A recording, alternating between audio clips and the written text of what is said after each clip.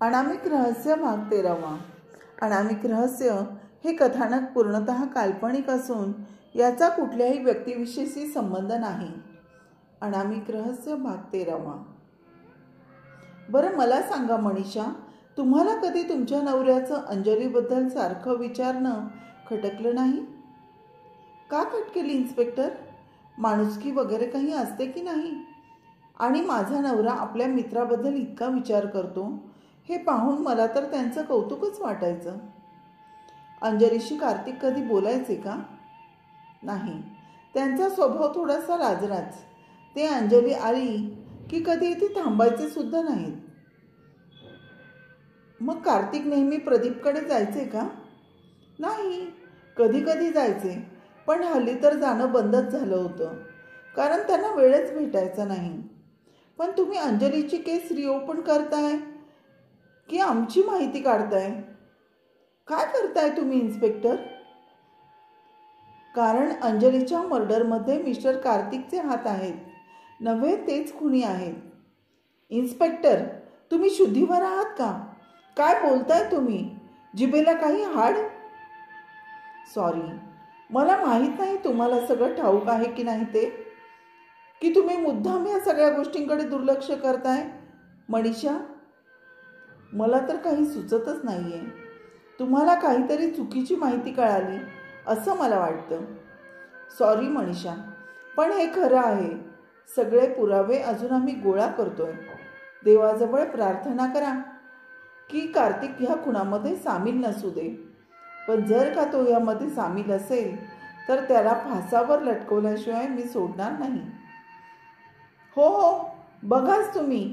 मी सांगते तुम्हाला, तो अजिंक्य पळाला ना, खरा गुन्हेगार तर तोच आहे.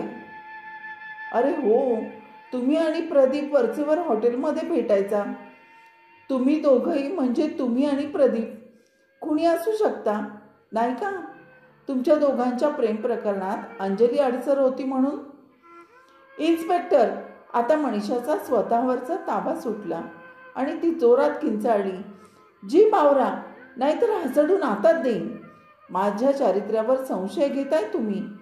कार्तिकने ऐकले तर मानेसाहेबही जोरातच ओरडले. काय करणार आहे तो? ज्याचं स्वतःचं चारित्र्य धड नाही त्याचं मला नका सांगू. तुम्ही का भेटायचे ते सांगा. मनीषा आता थोडी शांत झाली.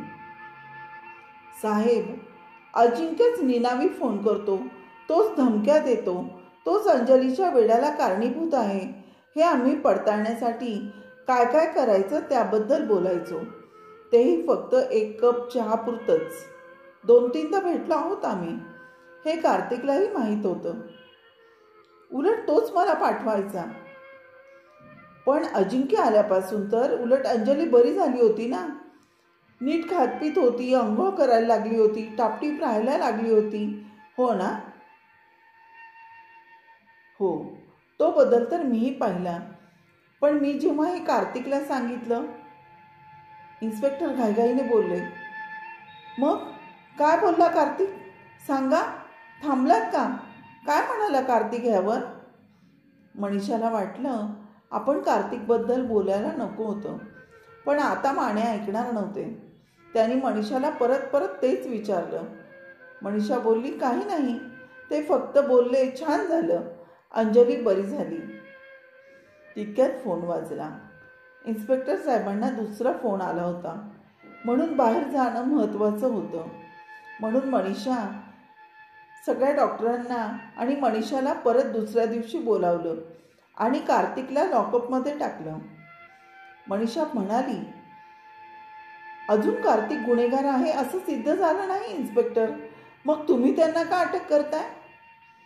संशयित असणाऱ्या प्रत्येकाला आम्ही अटक करतो. प्लीज, आमच्या मध्ये तुम्ही पडू नका. मनीषा घरी गेली. तिला आठवलं, आपण जेव्हा कार्तिकला सांगितलं अंजली नीट झाली, तेव्हा कार्तिक चिडलेला दिसला. तेव्हा मला आश्चर्यच वाटलं होतं. पण आता कळतंय की त्याला नक्की काय म्हणायचं होतं ते. नाराज का झाला होता तो?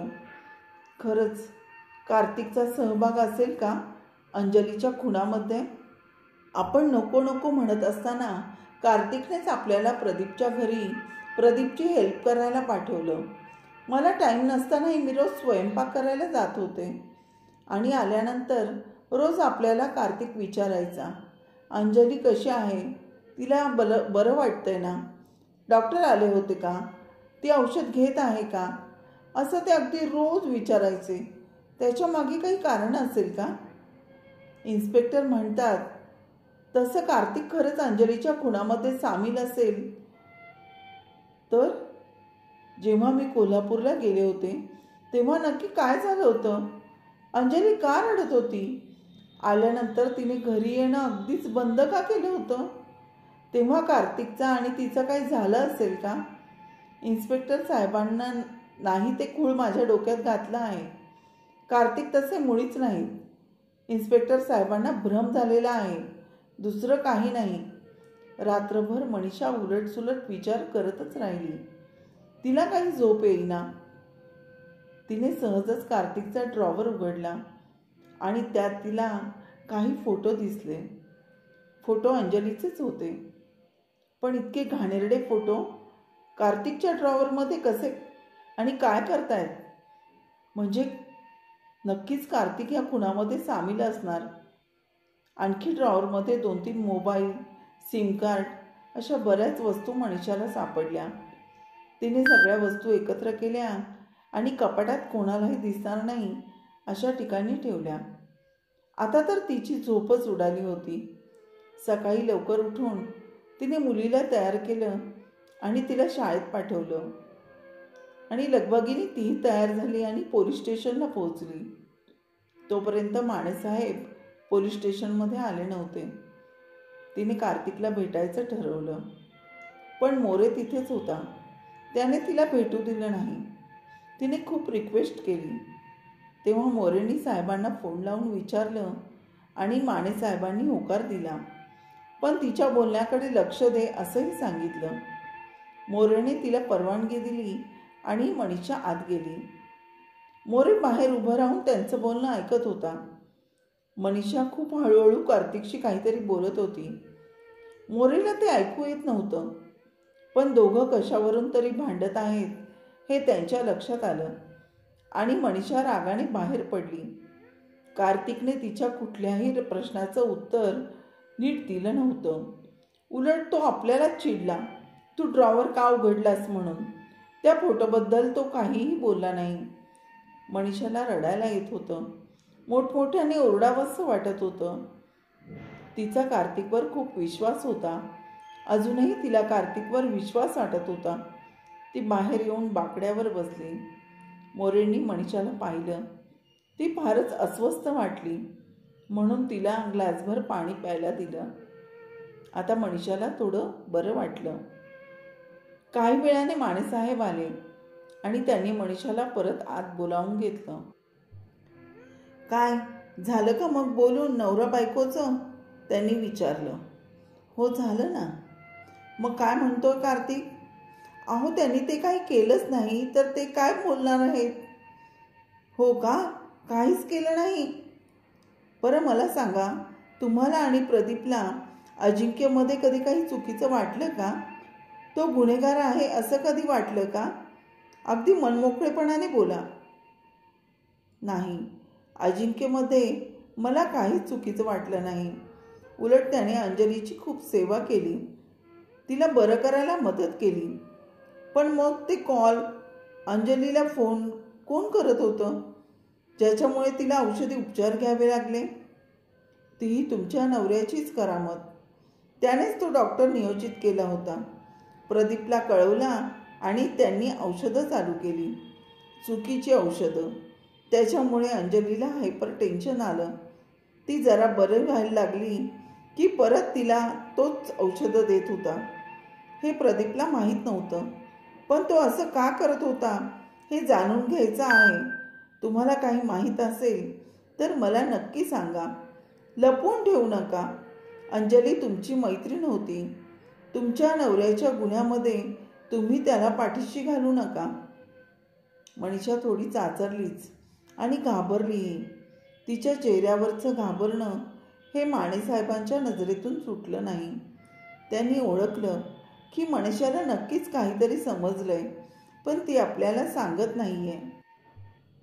त्यांनी आता हॉस्पिटलचे डॉक्टर मनोहर यांची जबानी घ्यायचं ठरवलं आणि मनीषाला बाहेर पाठवलं. डॉक्टर मनोहर आत आले. घामाघूम झाले होते. त्यांना भीती वाटत होती. इन्स्पेक्टर म्हणाले, या या डॉक्टर मनोहर, काय म्हणतायत पेशंट तुमचे? काही नाही हो, तुम्ही बोलवलं म्हणून आलो. काय मग, अंजली कशी गेली असं तुम्हाला वाटतं? काही नाही इन्स्पेक्टर, त्यांनी वेडाच्या भरात गोळ्या जास्त खाल्ल्या आणि म्हणून त्यांना त्रास झाला. हो, वेडाच्या भरात गोळ्या खाल्ल्याने माणूस मरतो? डॉक्टर, मला खरं काय ते ऐकायचं आहे. अहो, मी खोटं बोलत नाही. लागलं तर तुम्ही डॉक्टर गोरेंना विचारा. डॉक्टर, त्यांच्याशी माझं बोलणं झालं आहे आणि ते सुद्धा या खुनामध्ये सामील आहेत आणि तुमचं नावही त्यांनी सांगितलं आहे डॉक्टर मनोहर. मी कसं काय त्यांच्यामध्ये सामील असणार? माझ्याकडे पेशंट आला तेव्हा तो बरा होता, पण यांनी चुकीची औषधं दिली असा माझा पूर्ण संशय आहे इन्स्पेक्टर. पण तुम्ही त्यांना तसं का करू दिलं? तुम्ही तिथे ट्रीटमेंट करत असताना डॉक्टर गोरे यांची ट्रीटमेंट तुम्ही कशी काय चालू दिलीत? हो, ते माझं चुकलंच. तसं मी करू द्यायला नको होतं. मग का करू दिलं? तुमचाही काहीतरी स्वार्थ असलाच पाहिजे ना डॉक्टर मनोहर. आता मात्र जास्त वेळ डॉक्टर तग धरू शकले नाहीत आणि त्यांनी खरं ते सांगितलं जे डॉक्टर गोरेंनी सांगितलं होतं. पण आम्हाला असं माहीत पडलं की कार्तिकने अंजलीवर रेप केला, हे खरं आहे का? हो, आणि त्यांच्यानंतर डॉक्टर गोरेंनी सुद्धा. काय? आणि तुम्ही स्वतःला वगळलं डॉक्टर? मनोहर, अहो, कसलीही तुमची पाशवी वृत्ती. मानेसाहेबांच्या अंगावर काटा आला. पण हे सगळं का केलं तुम्ही? आणि मानेसाहेबांनी डॉक्टर मनोहर, डॉक्टर गोरेंचं लायसन्स जप्त करून त्यांना लॉकअपमध्ये टाकलं. आता त्यांना मेन कार्तिकची जबानी घ्यायची होती. अजिंक्य अंजलीची केस रिओपन झाल्यामुळे परत आला होता. बाबा, प्रदीप आणि अजिंक्य रोज पोलीस स्टेशनला येत होते. डॉक्टर गोरे, डॉक्टर मनोहर यांना अटक झाली. ते समजू शकत होते कदाचित चुकीची ट्रीटमेंट दिली म्हणून त्यांना अटक झाली असणार, पण कार्तिकला अटक का झाली हे त्यांना कळत नव्हतं. बाबांनी इन्स्पेक्टर मानेंना विचारलंही, पण कार्तिकने किती सहज सगळ्यांना नकळत हे घाणेरडं कृत्य केलं होतं, सगळ्यांना अंधारात ठेवून. पण का, हे तुम्ही नक्की बघा. पुढील भाग खूप महत्त्वाचा आहे, बघायला विसरू नका. ह्या कथानकाचे 12ही भागांची लिंक मी डिस्क्रिप्शन बॉक्समध्ये दिली आहे. नक्की ऐका. अनामिक रहस्य आवडल्यास लाईक, शेअर आणि सबस्क्राईब नक्की करा. धन्यवाद.